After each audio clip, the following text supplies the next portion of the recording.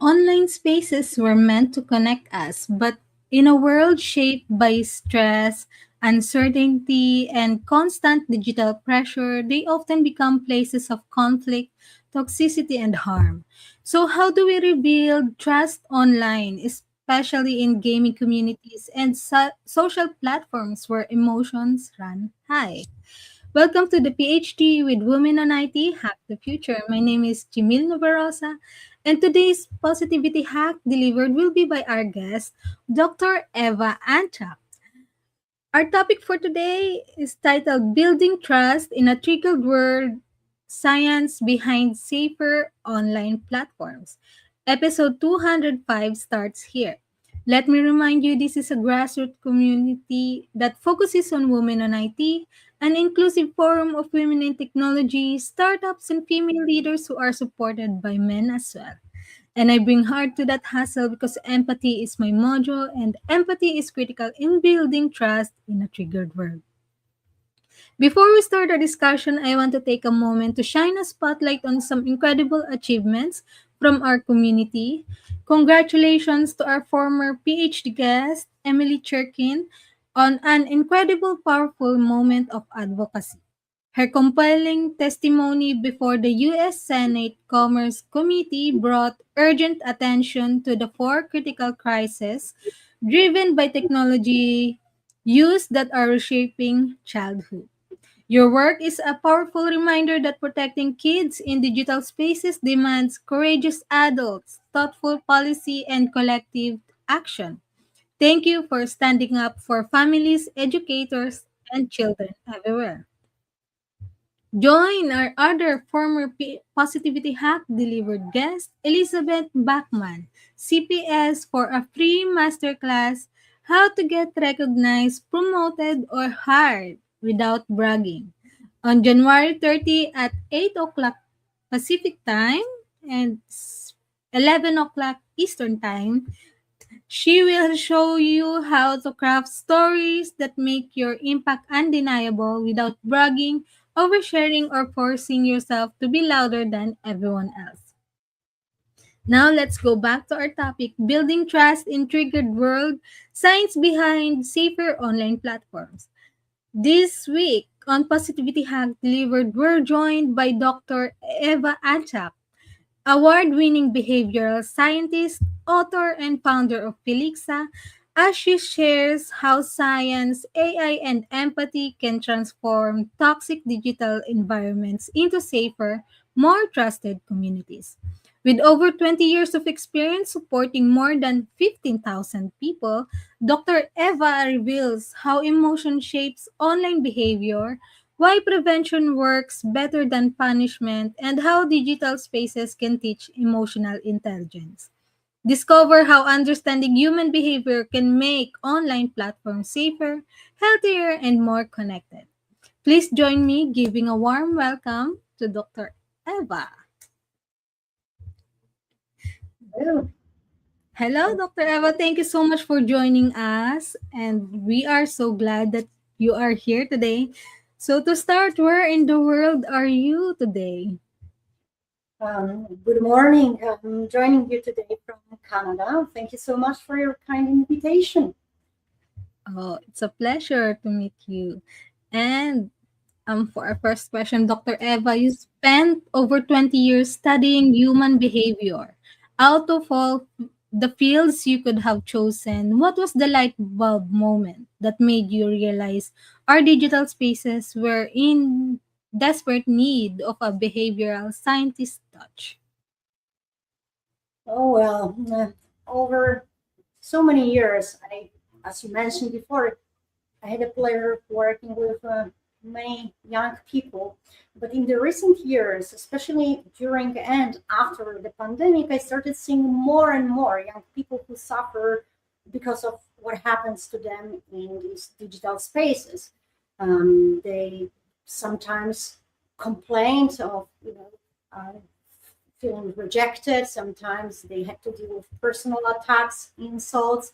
In some situations, it led them to significant problems, including depression and anxiety. And some of them even felt suicidal. So I thought we have to do something about it, and we have to do something about it now. We've all seen a comment section spiral out of control. From a scientific perspective, why does it seem so much easier for us to lose our emotional filters when we are behind a screen compared face to face? That's a very good question. And as you said, face to face interactions are very different than online interactions. That's what we are designed for, to meet with another person face to face, to read their facial expressions, gesture, to hear the tone of the voice. Basically, when we are interacting face to face, we have the immediate feedback from another person, how our behaviors or how our words affect them. In online spaces, however, when we are able to hide behind our screens, behind usernames, it creates this, anonymity, which in return provokes this inhibition. It means that people behind the screens, when nobody knows who you are, where you are, and you do not have this immediate feedback from another person, it creates the opportunity to treat the other person more like an object in a game rather than another human being. And that's what I hear a lot, actually, when people who admitted to be toxic or to present with some harmful behaviors online, they said, when I'm doing that, I don't really think there is another human being on the other side of the screen. I just, let my emotions go. You talk a lot about how stress and uncertainty fuel online conflict. How does a person's offline day, like a bad day at work, directly bleed into how they treat strangers in a gaming lobby or on social media? All right. Stress or any other big or negative emotions always have toll on us. Um, and people sometimes think that this is okay to act on their emotions without really thinking about the consequences. What kind of impact their behaviors will have on another person, especially when we are feeling these big emotions, or we had a bad day at work, at school, or conflict with another person. Our emotional and cognitive resources are lower. It means it's much more difficult for us to manage these big emotions, to manage our behaviors. And sometimes it happens that people feel, all right, I had a bad day now, I have to do something about it. I need to vent, I need to let it go. And they make this decision to enter a gaming community or any social community and basically, you know, put these emotions on another person.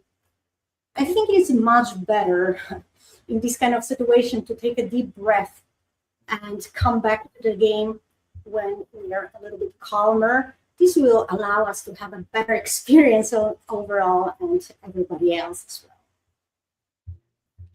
Traditionally, if someone is toxic, they got blocked or banned. Why is that punishment first approach failing to actually fix the culture of online communities? Well, I believe that punishing anyone will not bring necessarily positive outcomes. What punishment does, it fuels even more aggression. What is aggression? It's an extreme fear, right? Something bad is going to happen to me. So we have this reaction, fight, flight, or freeze response.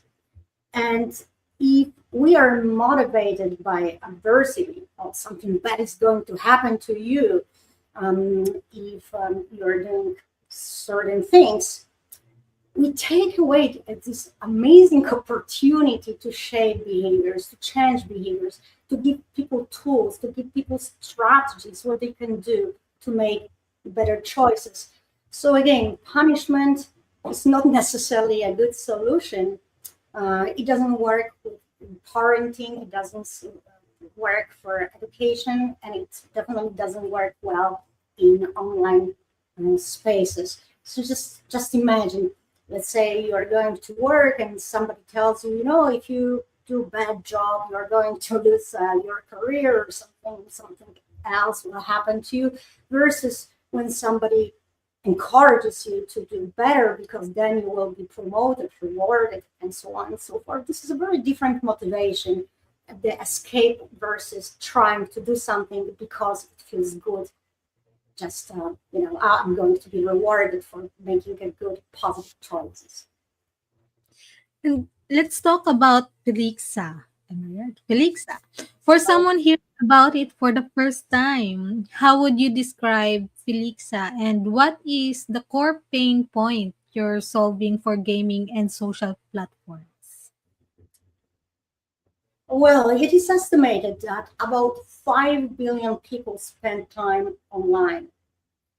3 billion play video games. And research shows that 87% of them report being bullied or harassed in these online spaces. So we are talking about 4 out of 5 people who are experiencing some kind of cyberbullying and harassment. It's a huge problem. And this is a problem for the community members because it affects their mental well-being. In some situations, as I mentioned before, it can lead to anxiety, depression, or even suicide. It diminishes the overall fun from being in these digital spaces or playing a game, but it also hurts industry. Gaming companies lose a lot of revenue because people do not want to belong to these toxic communities. They warn even each other, don't play this game because this is toxic. So the gaming companies or the social media communities not only lose revenue, they also lose reputation and trust. So Felixa is a proactive behavior change platform that solves this problem, that creates digital spaces that are safe for all.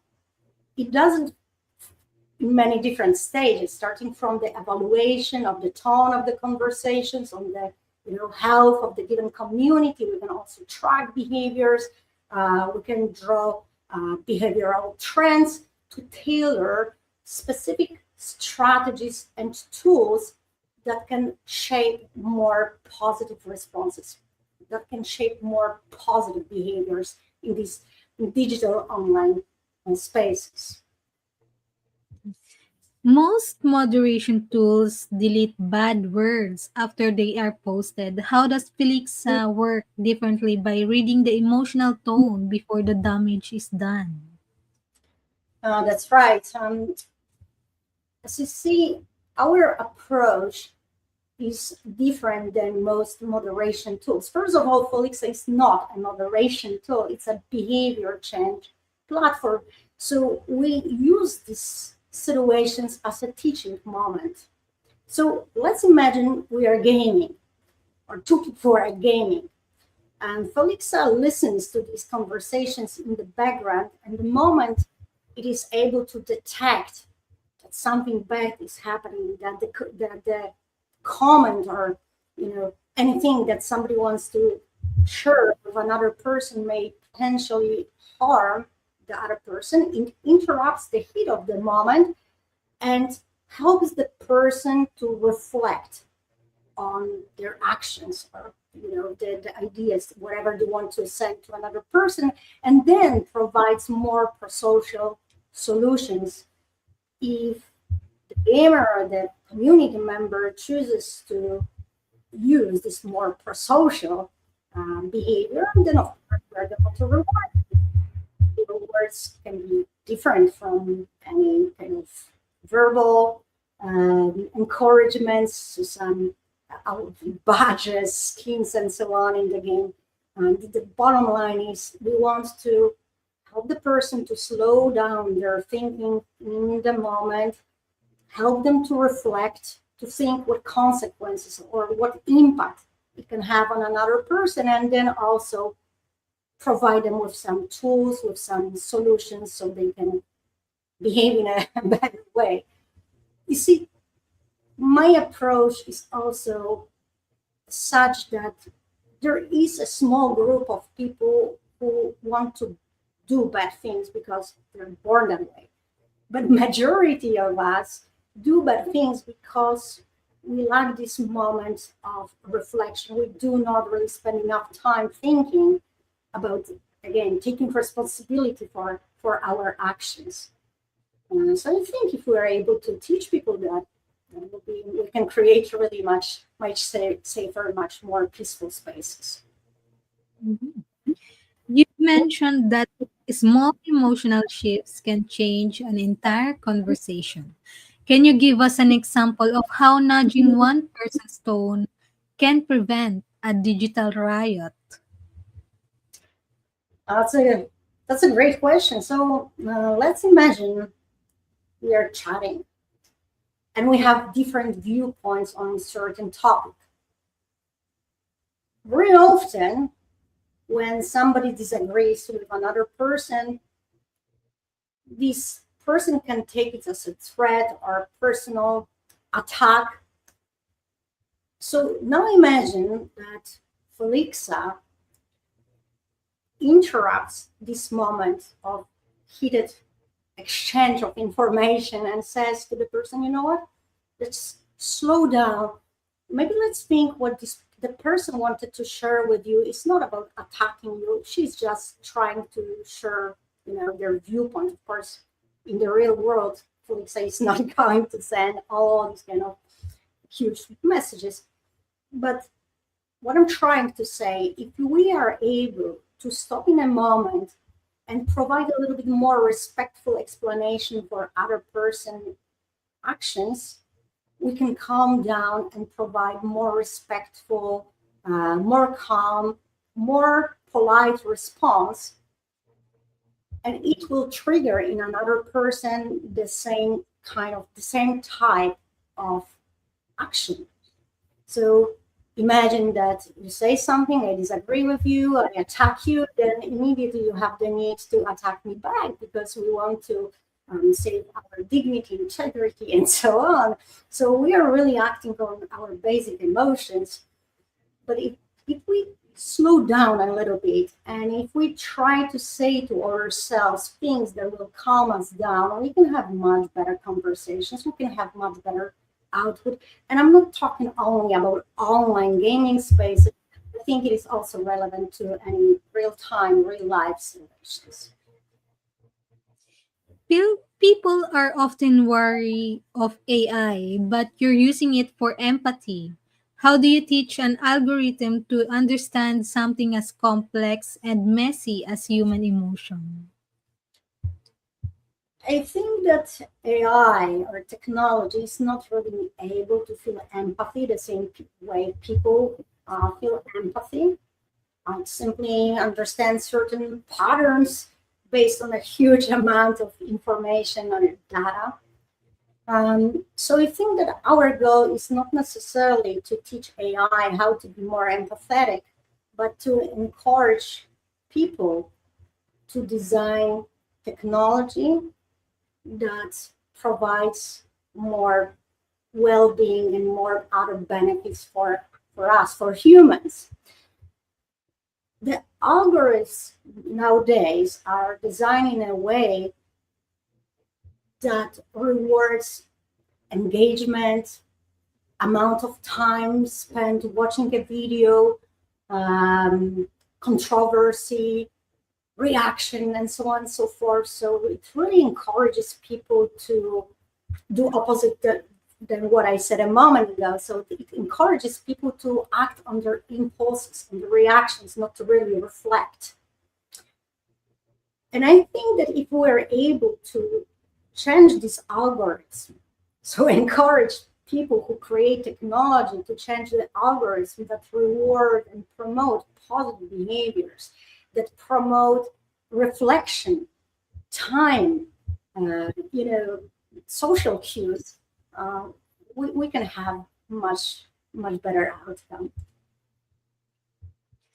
Gaming is often cited as the front lines of online toxicity. How does Felixa help a triggered gamer regulate their emotions in the heat of the moment without ruining the fun of the game? Most people go to play games because they want to have fun. They go to connect with other people, to spend time with others. And this is amazing because we can do that sitting in front of our computers, our houses, and communicate with people around the world. So most people, go to have this amazing time online. As I mentioned before, there are few bad apples. People who go there either to intentionally ruin the fun, and sometimes simply do not know how to manage their behaviors,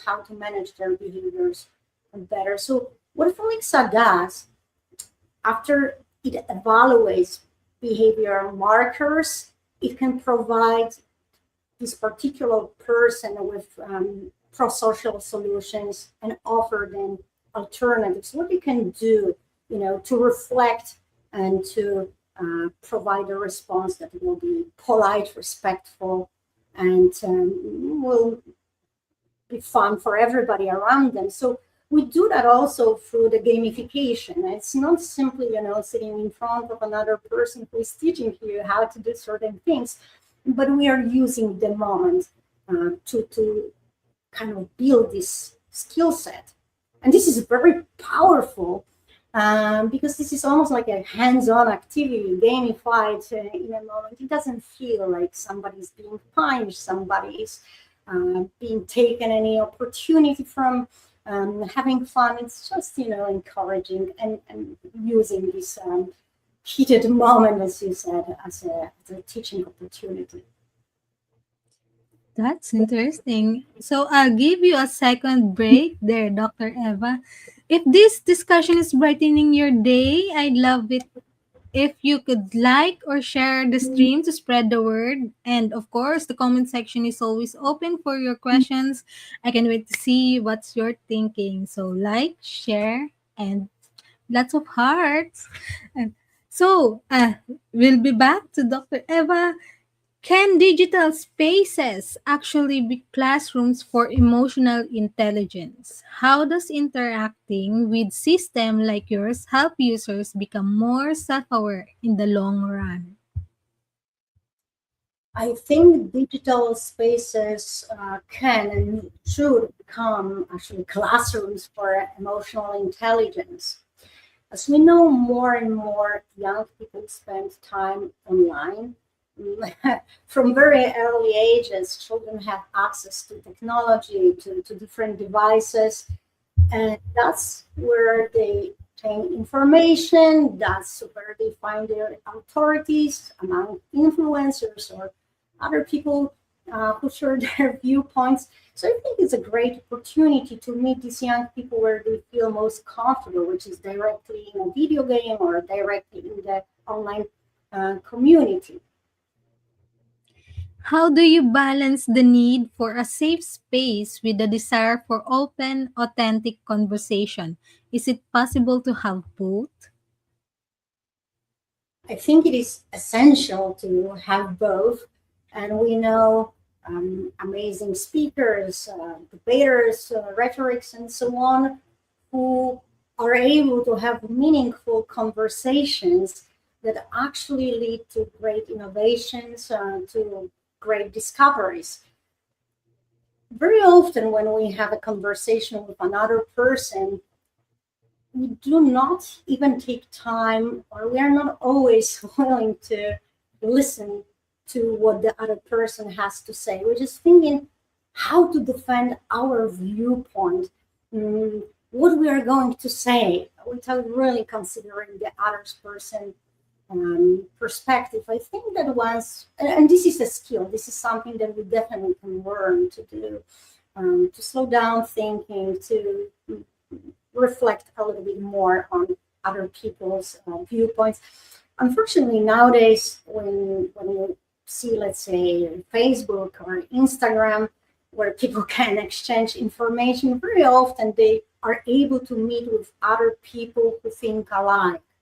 So they are not even encouraged to exchange their own ideas or try to have a meaningful conversation or debate.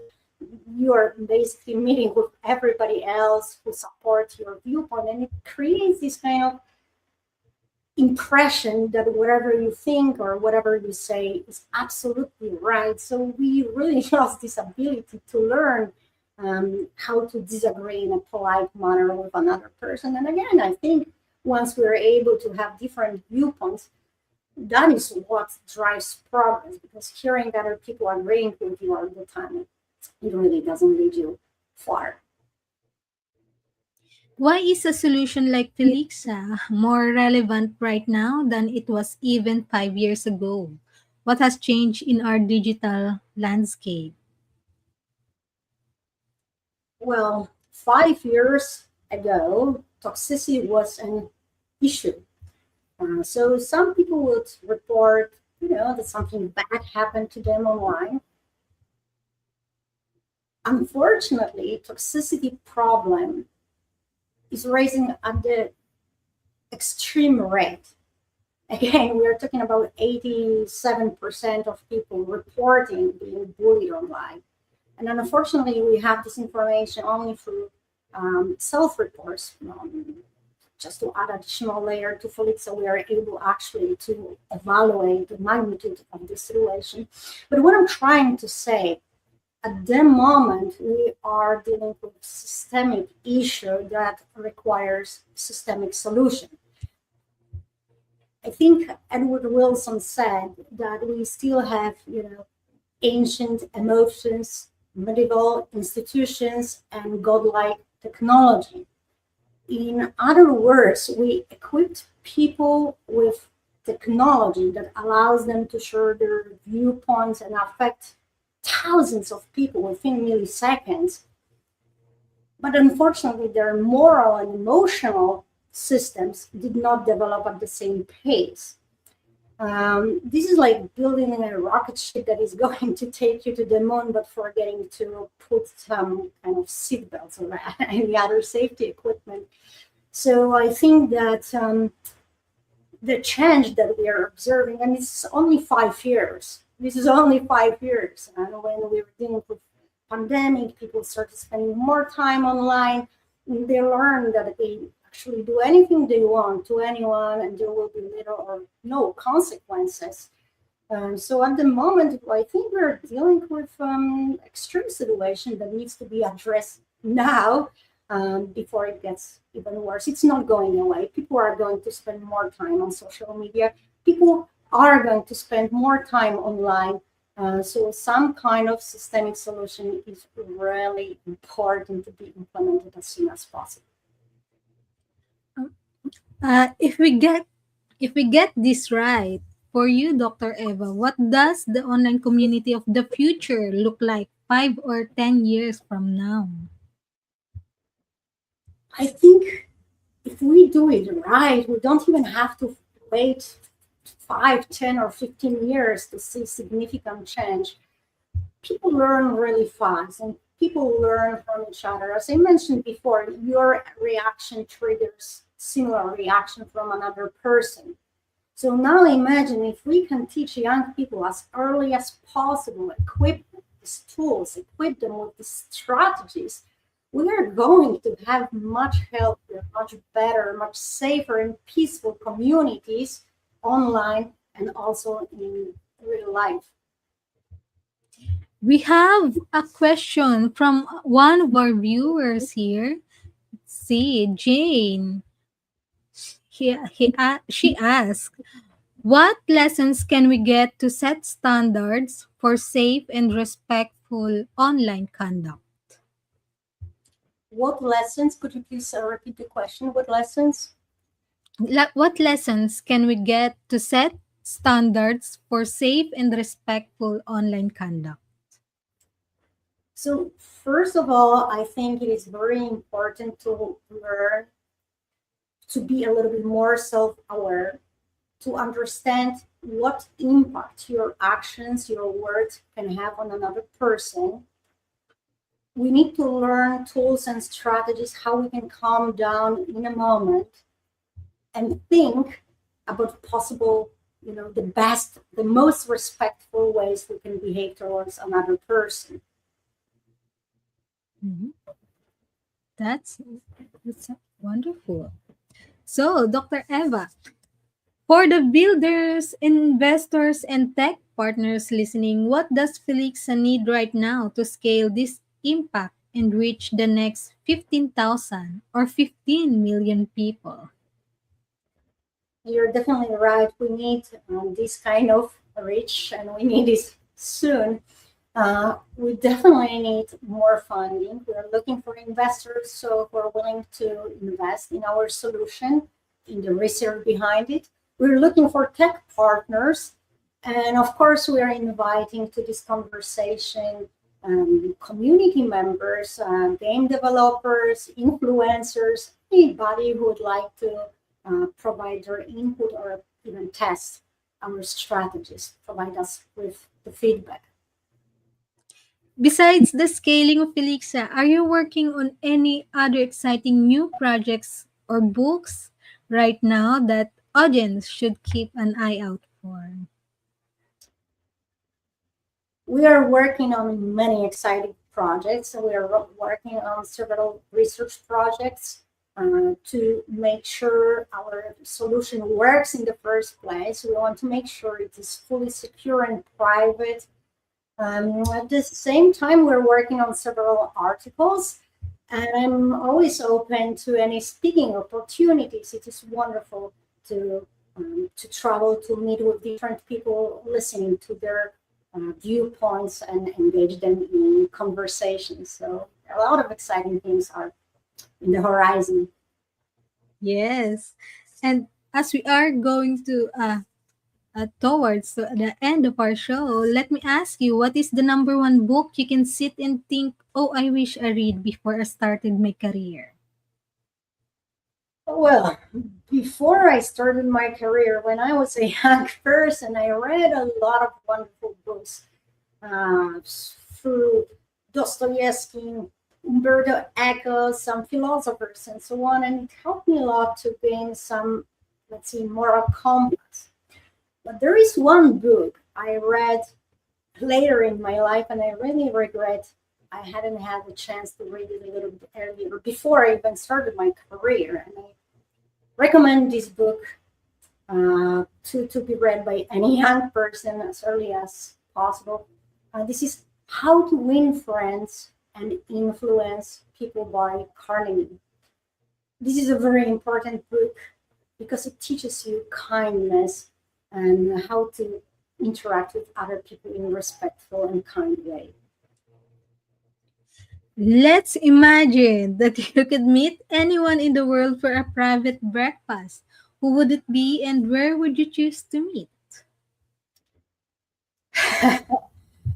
Well, I I have so many people I'd love to have a nice conversation with, but if you're asking about private breakfast, I think it needs to be Gordon Ramsay, maybe somewhere in in a nice place in Monaco, because I know this will be a wonderful meal with a wonderful view. Yes, that's wonderful. And lastly, can you please give us your favorite life lesson quote? Again, there are many of them, but the first one that comes to my head is something that Winston Churchill actually said: when you go through hell, keep going. Do not stop to admire the view. I think it is a great lesson of resilience. And that's it from our 205 of the PhD live stream. Thank you to our guest, Dr. Ewa Antczak.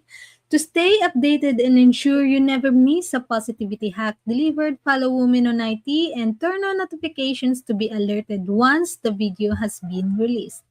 Next week, we will be uh, with our former coming back PhD guest, Miss Tracy Brower, and we will talk about critical connections. Thank you for our fabulous team, Kim, Janella, and AJ. As always, our positivity quote comes from positive thinking only and goes look something for positive in each day, even if some days you have to look a little harder. Today is your day to hack the future, hack the positivity you want. Thank you.